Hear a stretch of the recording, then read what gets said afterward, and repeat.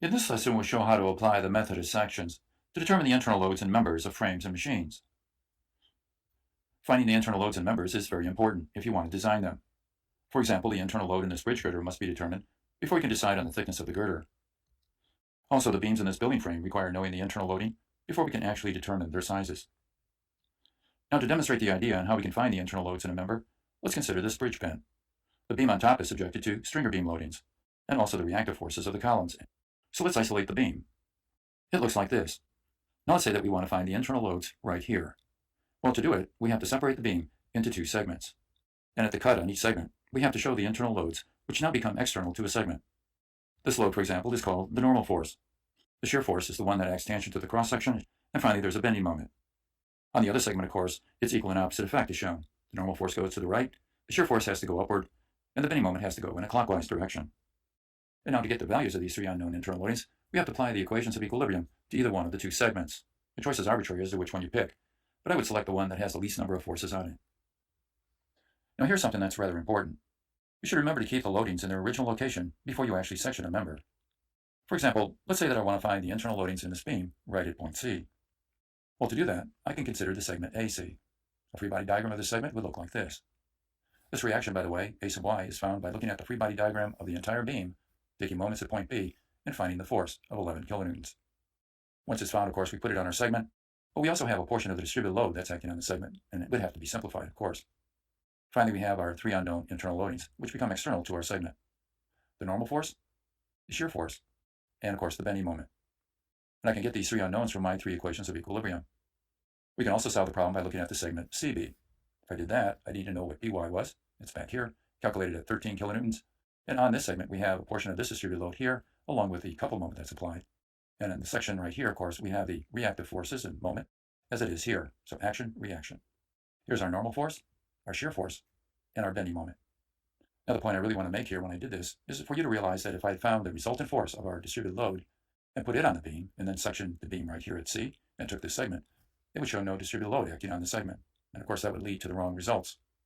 So you have to keep your distributed load on the beam, section the beam, and then simplify your distributed loading after you've made your section and join your free body. Because after all, this is the actual load that is acting on this segment. And the same thing over here.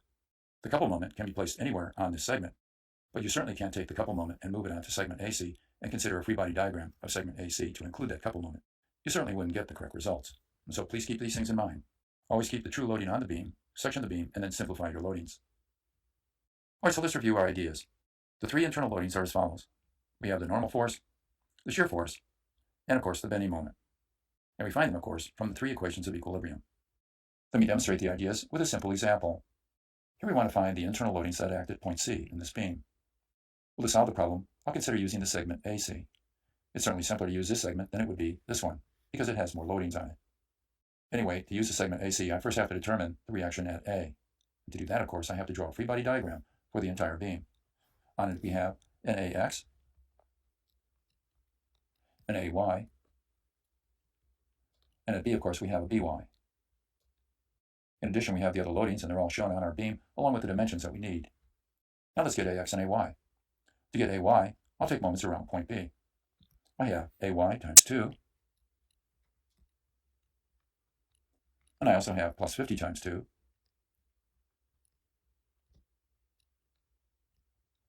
and then finally minus 50. And we need the vertical component of that, and that's going to be 3/5. And the moment arm for it, of course, is equal to 2 meters. And finally, we have the couple moment, and that's minus 180. All this equals 0. And when I solve for A sub y, I get my result of 70 newtons. Now we'll sum in the x direction and get A sub x. Here we have minus A sub x, and then plus 50 times 4/5. And we set all this equal to 0. Solve for A sub x, and we get our answer of 40 newtons. Now we'll use our results, and we'll proceed to go ahead and use the method of sections. So here's our beam, and here's our results that have been calculated. On top of that, we also have our reaction here, which we haven't calculated, but it's represented as BY on our free body. And now we'll go ahead and we'll section our member right here at C and consider the segment AC. Here's our results again on the segment. And here, of course, we have our three unknown internal loadings, which become external to our segment. Our normal force, I'll call it N sub C. Our shear force, v sub c, and finally our any moment, m sub c. This completes our free body diagram, and now we can apply our three equations of equilibrium and get our results. Summing in the x direction, we have n sub c minus 40 equaling 0. So n sub c turns out to be plus 40 newtons. Now we'll sum in the y direction. Minus 50, minus 70, and finally plus v sub c. And this equals 0. Solving for v sub c, it's 120 newtons. Finally, we'll take moments around point C. That's a good idea because therefore we'll eliminate v sub c and n sub c from our moment equation. If we've made mistakes in the calculations of either one of these two numbers, it won't be involved in the calculation of the moment. So we have the following. First, the moment m sub c. And then we have the moment of the 50. It's positive, of course. Times 1. And finally, we have the moment of the 70. Again, a positive moment. 70 times 1. So all equals 0. Solving for m sub c, we get the result of minus 120 Newton meters. You know what the negative sign means, don't you? That's it. The moment doesn't go in a counterclockwise direction. Rather, it goes clockwise. And that's pretty much how you solve these problems. You may want to review the idea, though, here by stopping the video, calculating the value for By, and then taking the right segment and putting it in equilibrium by finding the same internal loads as I did by using the segment AC. Now that we finished the problem, we'll end the lesson.